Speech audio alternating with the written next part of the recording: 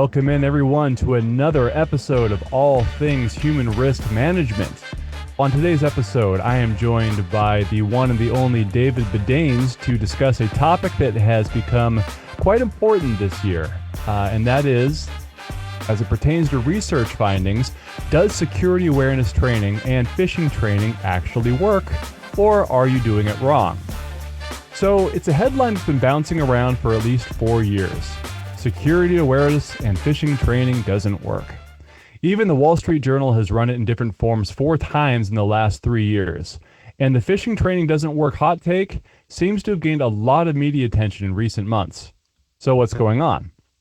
The articles themselves cover research findings that phishing and security awareness training doesn't actually reduce the risk of malicious clicks. Some studies have even indicated that bad training actually increases the risk of a breach. But when you look closer at the articles and the research findings, we see a commonality. Bad training was the go-to methodology in every study. But bad training yields bad results is about as interesting of a headline as man walks in rain and gets wet. But in all seriousness, the intentions are pure, and we ultimately agree bad training doesn't work. In fact, bad training is probably bad for your security posture. So what is bad training? It's usually going to be compliance-based rather than behavior-based. Annual videos, quarterly cookie-cutter phishing tests, 100% completion, it all adds up to nice optics, but weak outcomes, and it makes leadership ask, if awareness is everywhere, why do breaches at the human layer keep climbing? Today, we're stripping this issue down to first principles. If most programs are designed for compliance, not behavior change, then what should replace them? What do you kill? What do you keep? And how do you measure progress without hiding behind vanity metrics? And joining us to discuss this is David Bedaines. He is a global security awareness program leader, program builder, technology leader, cyber evangelist, data privacy specialist, public policy advocate, board member, and CSO 50 award winner. David, it is great to have you here. It's great to be here, Elliot. Thank you so much for the opportunity to talk about these important topics. Absolutely. So let's just go ahead and open the debate. So is the issue really training barely works, or is it the way that most orgs do it barely works? You've had experience with this. So what do you think? Well, Elliot, it's a great question, and I love the way that you framed it. You know, if we take a step back, we can understand sort of how puzzling it is to leadership when they try to wrap their brains around that idea that if everybody runs their awareness programs, well, why are these human-driven incidents still rampant? Are we sort of deluding ourselves into what's broken? So we talked about a few different areas, right? And, you know, I think of it as 3 different failure modes. They aren't equally destructive. They actually cascade. Culture, number one, can sink your outcomes the fastest, but it's often the downstream effect of a broken content and broken cadence. So let's talk about sort of what's broken and what's not working in security awareness in 3 different buckets: content failures, cadence failures, and culture failures. So first, content failures, generic threat-focused content that doesn't connect to your actual work, that's a problem, right? The classic, here's what a phish looks like without, here's how to verify the vendor invoice you just received. This reminds me a lot of people who look at counterfeit money, right? And some people try to always identify what a counterfeit bill looks like instead of looking what authentic bills look like. And that's kind of the key differentiator there.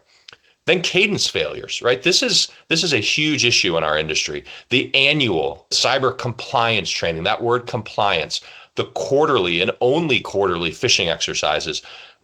It's to use a new term, it's almost security tourism. It's, hey, let's take a brief visit to security land with no sustained engagement.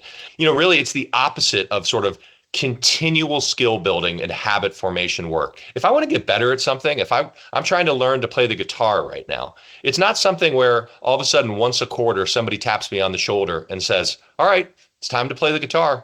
It's something that I need to commit to memory and habit every day.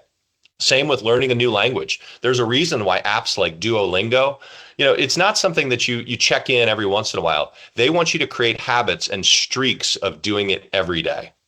And then that third bucket that everything cascades to, it's culture failure, right? When programs are punitive, security is the team that says no. When reporting a mistake to HR triggers a rebuke instead of a thank you, this is a problematic death spiral because it actively trains people and incentivizes people to actually hide bad actions, right? And to hide problems. And this can be a bigger problem down the road. So this is what can kill a program the fastest, punitive culture, because it makes your people, your humans, your adversaries. You can recover from bad content, you can recover from bad timing, but once that trust is broken, every subsequent interaction between you and your people is they're thinking, how is this going to be used against me? So, just a little bit of a thought there as we start, Elliot. Well, that's a great way to launch this off, David. I think you've already laid out some key principles, and I love that term, security tourism. I think that is so appropriate. Now, here's something that I happen to know you've done before, which is rebuild that model. And what do you do to rebuild that model? If that model is broken that you just described, that compliance-driven model, what should the next model look like, and how do you build that? So, tactically, let's start with the big picture level. You have to understand and recognize that there's a problem and get your leadership involved in what the problem is and why it's a problem, right? So you're having an issue with security awareness. Well, and what is that? What are the results of that? Then you really have to sort of diagnose, well, what's a solution or what's an overall program perspective to fix that problem, right? It can't be, I'm a big believer in the idea of, people first, process second, and technology third. To think that you're going to all of a sudden come in with some sort of technology solution without that people and process already in place and culture, it's just not going to be effective. So then you have to get all the stakeholders in the room to really determine, how are we going to solve this issue? How are we going to make cybersecurity and cybersecurity awareness something that is important to all of our people? And then then after you've done that, and after you've talked about, well, what would a culture of proactive cybersecurity or digital security even look like? Then you can start thinking about, what are the tools and technologies that we can sort of layer into that program to make it more effective? If we want to go from a model where it's one size fits all, quarterly security compliance training, to a model where, hey, it's going to happen autonomously in the background. It's going to present individual learning paths to all of our people. And it's going to happen on a daily or weekly basis. That's going to be a change for your organization. Did you get HR involved? Did you get IT involved, as you're going to be touching some of those systems? Did you get your execs involved? Those are all different things that you're going to have to put into place in order to bring effective change. So those are some great core principles you just laid out there, David. And one of the first ones I want to pause on is the idea of personalizing the paths. Whether you call that personalized learning or whether you call that adaptive training, how do you actually pull that off, a personalized training curriculum? Well, I think it's important to know that you're not doing truly personalized paths. It's better to think of people in different roles, levels, geography, right? Once you need decision trees, role-based groupings, as opposed to infinite permutations to sort of start the path. And then the difficulty level is where things get hyper individualized. So starting with different role archetypes of, finance, engineering, HR, starting also with different geographies, different levels within the organization. And then you can build, modular micro content for each of those, and potentially understand sort of what phish and what sort of, and think broader than phish, what sort of awareness messages resonate with each different types of audience.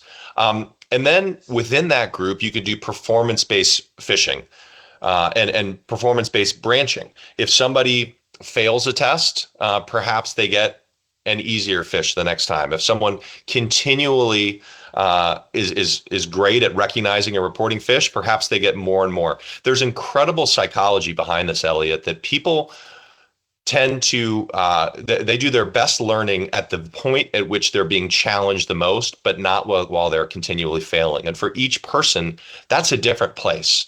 This is a great opportunity to use AI to understand where people are and, understand the metrics of where that point of failure is for each person and backing up a little bit from that. And the trick is, to reuse those smart conditionals and really not creating a whole raft of bespoke content for every single job title. Right. And that whole idea of having an actual training that challenges you at just the right level. So it's not too easy, it's not too hard, but it's just hard enough to keep you interested, but it's not so hard that it actually frustrates you and discourages you from participating. And I think that also speaks to a concept that you've also had some experience with, which is gamification. Gamification as a principle of learning and gamification as a principle of engagement. And I'm wondering what your experiences were with gamification as it pertains to training, and if that was a good thing for you and your user base when you oversaw your own program. Yeah, absolutely, Elliot. I think gamification is something that works really well in the right environment. And so let me kind of dive into that a little bit. You want people to be competitive, but only to a point, right? You want people to understand who's climbing up the leaderboard, but you want to, in my opinion, you want to reward those high performers publicly, often give them praise and the like, but you don't want to, castigate or blame, those that are sort of at the bottom end of your leaderboards. Those are opportunities for quiet moments of reflection, for working with their managers and others to sort of understand and give them remedial training to sort of understand how they're improving. So you want, as I said, points for reporting suspicious emails, not just completing training. You want maybe make it part of a group. Gamification works for individuals. It also works as part of a team. Which department, which regions are performing the best? Which are performing the best at reporting authentic fish, which are working the best at reporting, sort of your simulated fish. And, how can you recognize success? How can you do badges associated with different milestones? How can you honor them at different places within the organization, whether it's at your regular safety meeting, whether it's at sort of recurring internal team meetings, or maybe they get to put something in their email signature block indicating where they are performing. This can backfire when you have leaders boards that shame people publicly. Right? If it's about gaming the system, right? Of people, wanting to do easier and easier fish. When rewards are disconnected from your actual risk reduction, that's when it can absolutely backfire. And if your culture is not the sense where you would celebrate people at an all hands, then I would say, this is something that you might not want to do. But in my experience, people want something to be rewarded for and to reward it and recognize, and even sort of recognition from your leadership would be really effective. Yeah, I think the science backs up everything you're saying too. Reward-based training is going to be more effective, particularly at scale, than the consequence-based training. And still sort of staying on this track of something being personalized and the idea of like having it being adaptive to their skill levels as that changes over time. There's a thing that Hawks Hunt does called spicy mode, where you get to a certain level and you get to much spicier levels of fishing simulations. And those are the ones that can really provoke an emotional response in people. And in your experience, what do you think about the spicy, getting a little spicy? Like, how spicy is too spicy? How do you kind of like manage that with a user base as far as pushing them just the right amount? Yeah, I feel like I'm on an episode of Hot Ones right now, Elliot. And I've actually seen a lot of cyber executives actually do episodes of Hot Ones during Cybersecurity Awareness Month. And I think that's great. That's actually a good reminder, too, that to the extent that you can co-op or leverage sort of existing branding or stories or things that work, wow, that's a great opportunity to drive your messages across the organization. Spicy mode. Yeah, spicy mode is something that, in my opinion, should be something that's opt-in, right? You will always have a group of people that are interested in getting more and more difficult fish into their ecosystem. But it does touch on sensitive topics, right? And this could be a potential minefield for an organization, so you want to go into it with eyes wide open.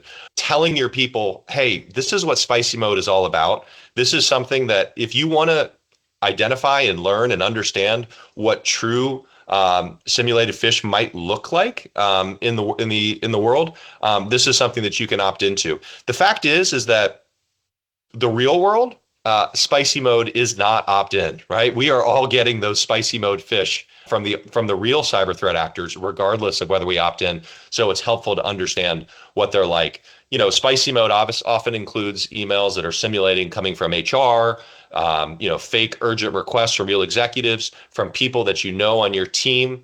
Um, this is often something time when Elliot, when you need to have a gut check as an organization of, is this something we want to do? If so, and I think this is also important to have a really strong feedback loop with HR and with your executives, where if you release a fish via spicy mode that maybe cross the line, that you have that strong rapport of this is the reason we're doing it, and they're willing to back you up. That the fish that you put out, first off, it was automated, so it's not like you're approving every single one.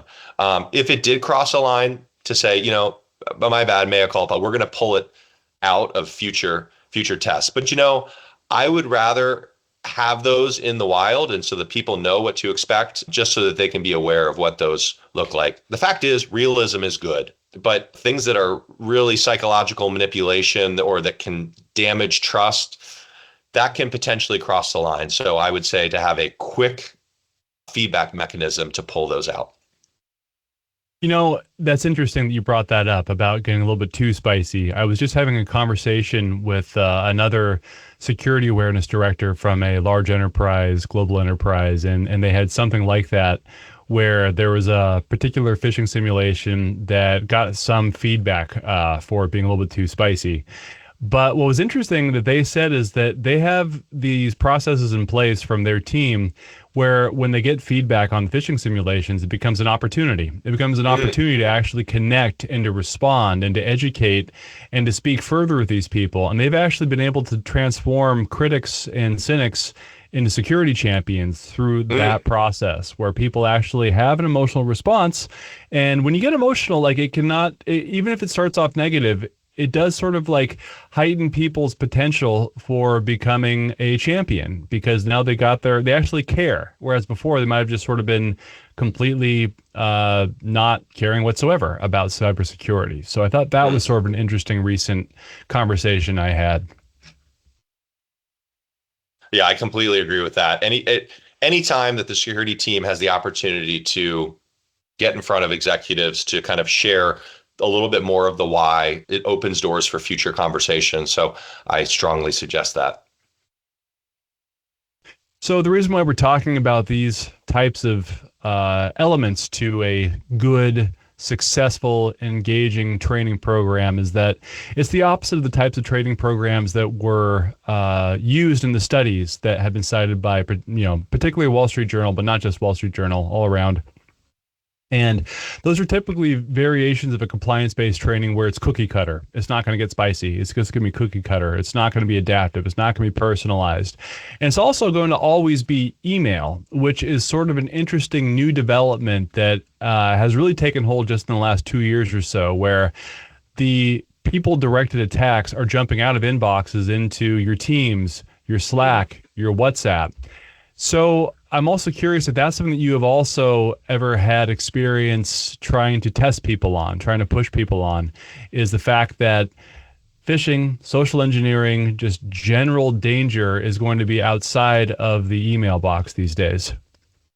Yeah, Elliot, that's exactly right. And you're seeing people actually, move laterally, probably isn't the right term, but to use multiple angles of attack when trying to do a social engineering attack or a business email compromise of an individual. And I think this is something where the messaging and the training needs to be succinct, that these are the messaging platforms that we use for corporate communications, right? Whether it's Teams, Outlook, SMS, WhatsApp, Slack, other things are generally not approved, or, depending on the organizations, maybe they are, but to have that list of these are the ways that your executives or other folks will reach out to you, and know that if somebody is reaching out to you purporting to be an executive or a vendor on a different platform, your instinct is probably correct, right? To really have that sort of second set of eyes to think about it, to say, hey, this doesn't feel right. This doesn't smell right. I'm going to report this.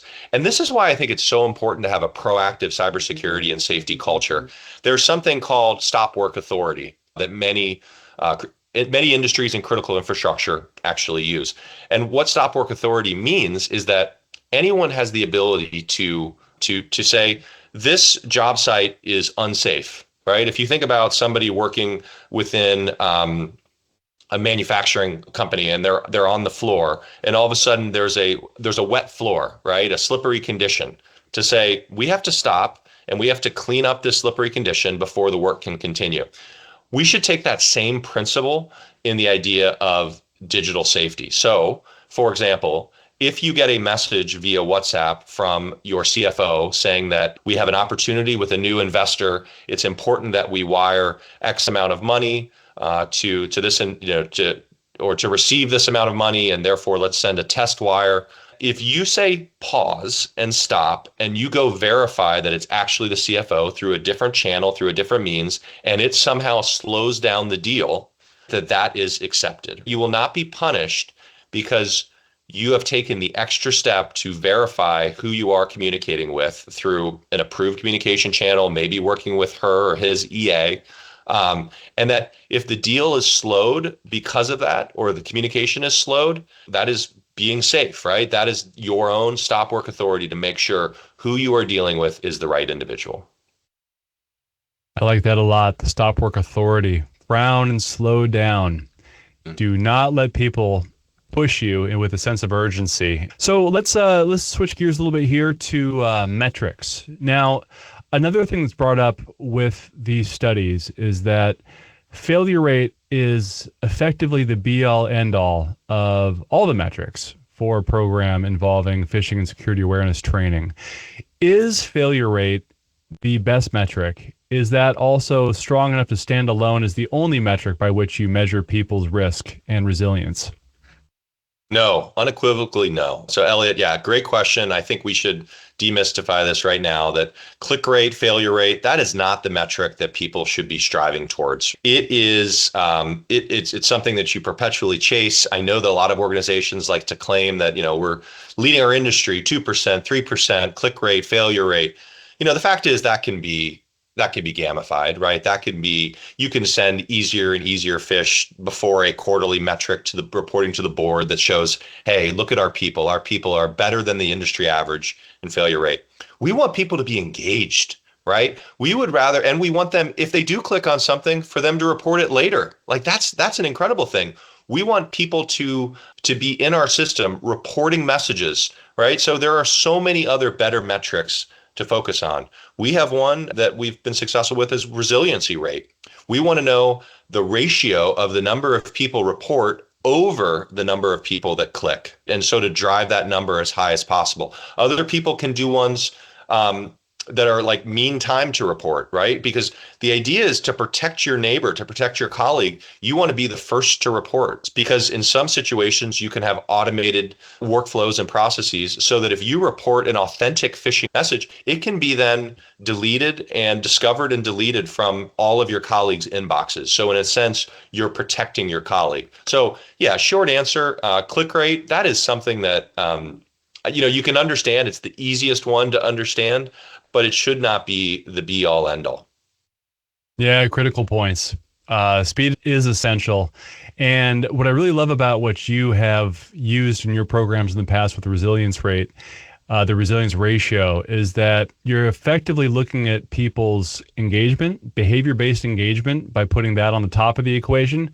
And then by putting the failure rate below that, you're altogether creating a sense of skill, of their ability to actually recognize and report something, and their ability to stay safe. So I think it's a simple dashboard metric, but it's actually quite effective. And I appreciate you bringing that up here for the audience. Okay, so let's switch gears to culture and change management. So tell me a little bit about a particularly important and effective way that you have approached changing the culture and changing the way that people approached security in the past through your security awareness training. Yeah, Elliot, I'd be happy to address that. So I'm going to talk about things both at sort of the macro level and also something really small and tactical that actually changed the culture really well. And I'll give you both of those examples. So one, culturally, we wanted to put in a proactive culture of positivity around cyber awareness training. We wanted to recognize those people that were the best at collecting stars within HawksHunt. So well, how did we do that, right? We got our executives bought in. We wanted them to actually be incentivized and have a competition amongst themselves of how we could collect stars. Previously, in a prior a phishing arrangement, we actually did something similar, but it was at click rate level, right? We wanted to see which department could have the lowest click rate. And we realized that while that did promote competition, it kind of promoted the wrong type of competition. Now, under this new model, we wanted to promote how engaged people were and how good they were in resilience and being engaged within the overall platform. And then we also wanted to tie it to their overall employee performance. So working with HR, because everyone at the organization had goals related to safety, we believed and made the effective case that cybersecurity is part of digital safety. And so therefore, everyone could potentially earn an improvement on their overall performance, HR performance, based on being a top performer. And then using existing avenues that are available within Workday and other HRIS platforms, we are able to give them feedback directly from the CISO of thanking them for being always on for cyber safety, which I think was so important. Now, tactically, one of the things that we identified right off the bat was that in our report message, our HawksHunt report button, people were often confused. What happened? Where did that go? I just reported that message. Was it bad? Was it good? What's out there? And that was a feedback mechanism that we heard loud and clear, right? That people thought, geez, I just reported that. I don't know if that was good, if that was bad or what. And so explaining a little bit more to people of what happens when a phish is reported and learning and getting a little bit more detail from the user based on, did they click on something? Was it a link? Did they respond to the email? That actually was really powerful. So people could kind of see a little bit of how the sausage is made from the cyber defense point of view. So that was something that really changed the mindset of, I really am doing something to help me and help the rest of my team and my company. And so that was really effective. Oh, that's a great point too. Phishing does not stop. Social engineering does not stop at training. So you need to be able to get people engaged when they actually, and reward them and inform them when they actually do report the real phish. That's a really, really critical point there, David. Question on repeat clickers. Did you guys ever have any problem with repeat clickers? And did you ever have any programs to help the repeat clickers? We did across the years. Absolutely. Right. And you have to identify who your repeat clickers are and kind of have a program for them, whether it's an automated program where they get sort of easier and easier trainings. Whether it's, I remember at one point for those located in a certain office, I brought them together as a cohort group to say, to kind of provide them sort of additional education of what this means and all that. But, ultimately found we wanted people to be overall engaged and we wanted them to be reporting rather than, we don't want people simply to ignore all of your emails. But, and I think a big thing also too is asking people, why? To put yourselves in their shoes, to get their experience. Why is it that these messages, maybe it's very similar to what they're seeing on a day-to-day basis. Maybe it's a device standpoint, right? Where, things are happening via, they're looking at things on their phone versus on Outlook. They're not seeing things in full. Only until you really understand what someone else's job cadence and business looks like, are you able to sort of help them get to where they need to be from a cyber perspective. It's a great point. Got to be able to meet people where they're at. Absolutely. You've spoken before about the difference between a standard cookie cutter traditional security awareness training program and this one. And part of that has been having a good steady cadence. How do you prevent fatigue in your training population, in your user base? How do you prevent overwhelming them with too high of a volume of phishing simulations and trainings? Well, I think this goes back to what we talked about with Spicy Mode, and Spicy Mode provides the opt-in opportunity to get more and more messages.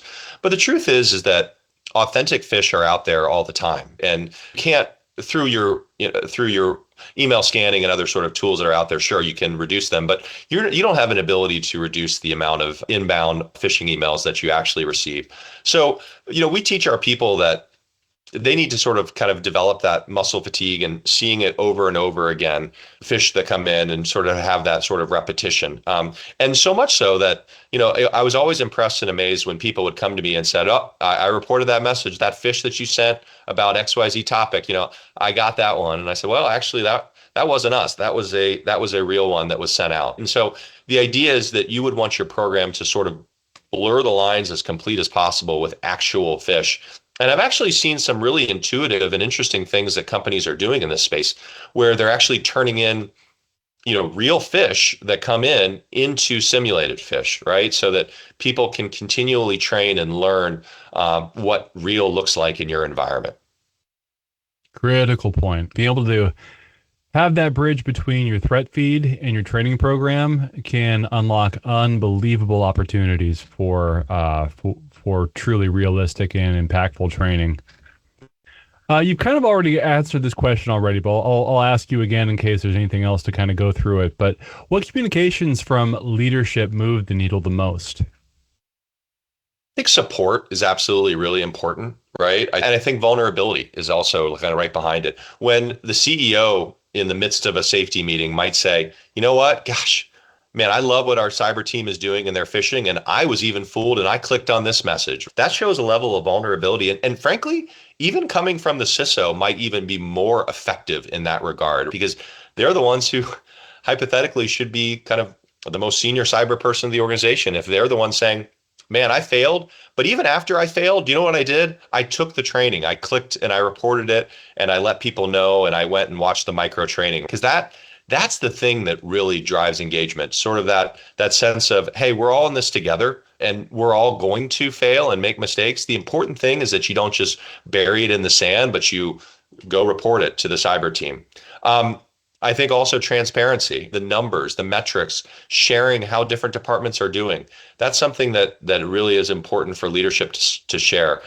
The things that don't work is just the generic be vigilant reminders. Okay, what does that mean? Just be vigilant? Okay, let's talk about how and where and have specifics around. We're seeing a lot of increases of attacks on WhatsApp. Please take a look at that. As a reminder, I will not communicate via WhatsApp. What also doesn't work, in my opinion, again, this is in my opinion, but that fear mongering. Did you know that one click on an email that you could destroy this entire company? Again, hypothetical. That is something that it's a little Pollyanna. It is, and frankly, a good cyber program should have those controls in place where a clicking on a link in a phishing email would be, first off, blocked by your web content filter. You would have controls on your endpoint to make sure that any sort of malware isn't downloaded onto your endpoint. So yes, you are on the front lines for cyber safety, but it's part of a layered defense, I think is a critical message to put forward. Yeah, very, very good points there. Appreciate that. Well, this whole episode is to address the studies that have been cited by the Wall Street Journal, particularly the most recent study that came out of UC San Diego. So let's finish up today discussing those studies, discussing that research. And I'm just curious, did you have any feelings, any thoughts on what the study got right and where the studies or the articles might mislead practitioners? Sure. So let's start with what it got right. Let's be positive here. So yeah, bad training is ineffective, right? And most training, let's be honest, that is, CBT, computer-based training, quarterly compliance training. Yeah, it's bad, right? It completes a compliance exercise for you, but does it actually move the needle? Probably not. It's not that proactive, positive behavior reinforcement. And there's no sort of measurement or real world application. It also got right. It talked about how click rate is not the best metric that's out there. It's a poor outcome measure. And many organizations are identifying that click rate does not equal security improvement. And they also identified really well that simulation fatigue, yes, that's a real thing. People do get tired. That creates sort of helplessness. Training that's actually just repeated testing doesn't really teach.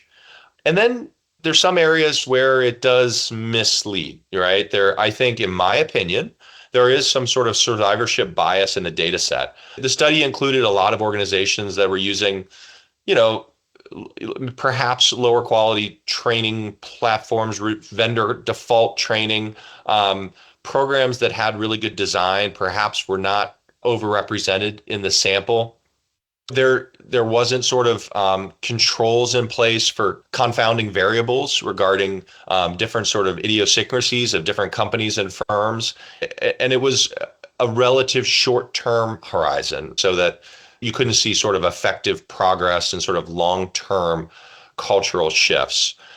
So my opinion is that, as I've said previously during this podcast, generic compliance-focused training optimizing for click rate, that is ineffective, and there's much better ways to do it. And in your experience, can good training work? Does it work? And if it works, what does that look like by the numbers?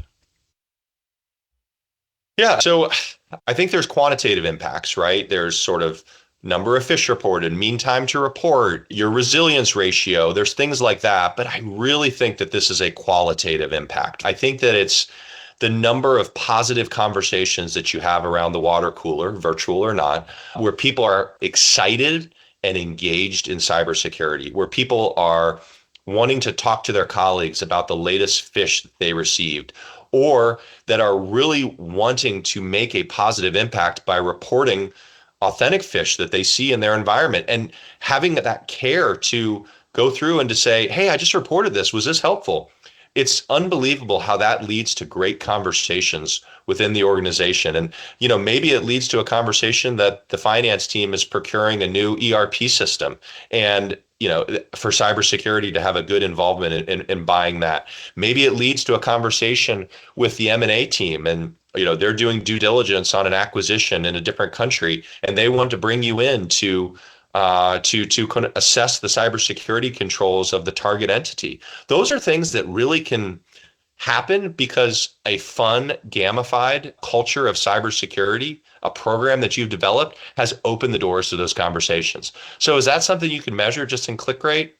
Probably not. It's more that qualitative feedback. David, I think that's a great point that we can leave off on this episode here of All Things Human Risk Management. I think that's really critical. I really appreciate your time here. I don't know if you have any final thoughts on the matter, but I think that we were able to cover a lot of ground here. Yeah, thanks so much, Elliot. It's always a pleasure to talk to you, and looking forward to a series of these conversations. You bet. Well, we're going to be back talking again here pretty soon, so get used to it. Thank you very much, everybody.